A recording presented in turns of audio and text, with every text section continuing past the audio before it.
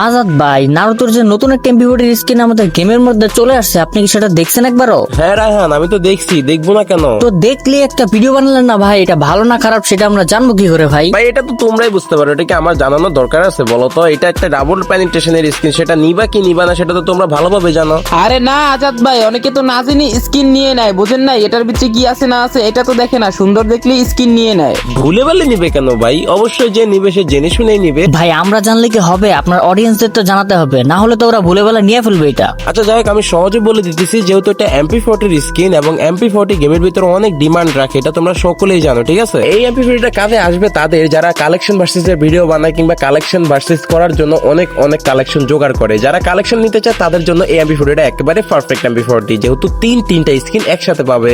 Game play করার জন্য আমাদের কোবরা MP40 রয়েছে এবং আমরা তাতেই সন্তুষ্ট। যারা যারা আমার এই কথার সাথে একমত আছেন, এক্ষুনি চ্যানেল সাবস্ক্রাইব করে কমেন্ট বক্সে একমত লিখে যান।